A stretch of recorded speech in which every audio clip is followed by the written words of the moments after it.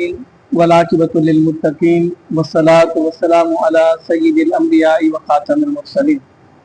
رب اشرح لی صدری ویسر لی امری واحلل عقدۃ من لسانی یفقہوا قولی مولایا صلی وسلم دائما ابدا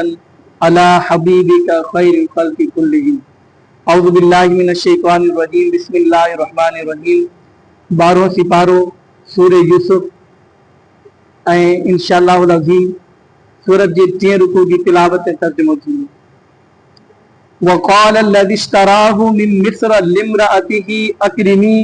مثواه عسى ان ينفعنا او نتخذه ولدا وكذلك مكنا ليوسف في الارض ولنعلمه من تأويل الاحاديث والله غالب على امره ولكن اکثر الناس لا يعلمون. مصر میں جن شخص ان یوسف کے خرید کیو تے پنجی ذال کے چیو تے ہن کے سٹھے نمونے عزت اے آرام سان رکھ شاید اگتے اساں کے کو فائدو دے یا اسی کے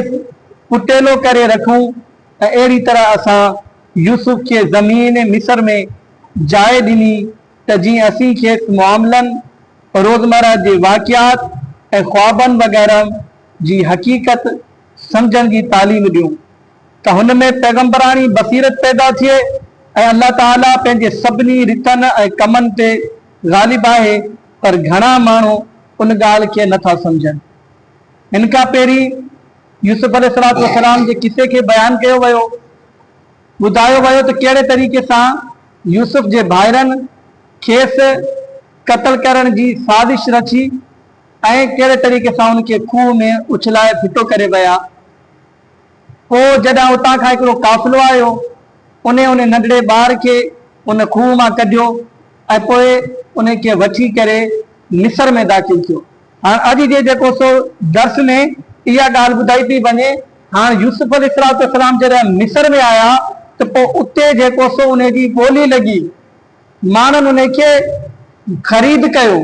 وہ کہیں خرید کیو بدایو ویو تو یوسف کے خرید کرن وارو عزیز مصر جو ایکڑو وزیر ہو انہیں جو مانو ہو یعنی بادشاہ جو خاص مانو ہو جکو انہیں کے وچی کرے عزیز مصر نہ آیو اے پو انہیں عزیز مصر انہیں یوسف کے خرید کیو. خرید کرن جی نیت یا ہوئی یا تساں ان کے پنجو پٹیلو یعنی پٹ کرے رکھنا سی یا اڑے طریقے سے ان کا اسا کے بیو کو فائدو ملندو. فرمایا ویو ولما بلغ اشدہ آتیناہ حکما و علما وکذالک نجزی المحسنین. ہاں یوسف علیہ السلام جڈا جوانی تے آیا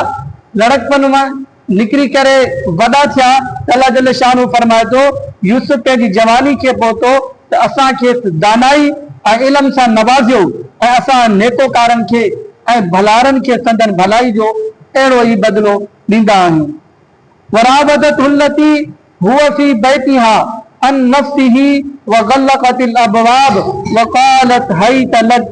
قال معاذ الله انه ربي احسن مثواي انه لا يفلح الظالمون. ہاں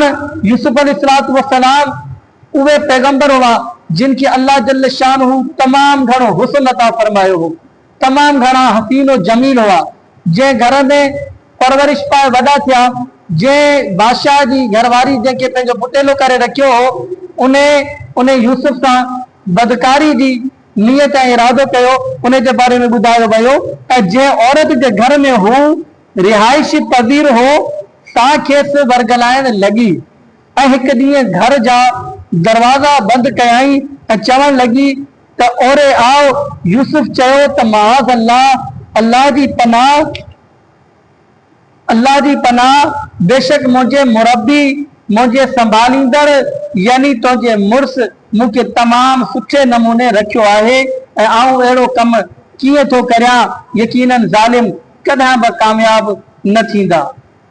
وَلَقَدْ هَمَّتْ بِهِ وَهَمَّ بِهَا لَوْلَا أَن رَأَىٰ بُرْهَانَ رَبِّهِ كَذَلِكَ لِنَصْرِفَ عَنْهُ السُّوءَ وَالْفَحْشَاءَ إِنَّهُ مِنْ عِبَادِنَا الْمُخْلَصِينَ. اے بے شک ان دا ودھی یوسف علیہ السلام کے گناہ جی دعوت ڈیڑ کھا پوئے وہ عورت یوسف علیہ السلام دا अॻिते वधी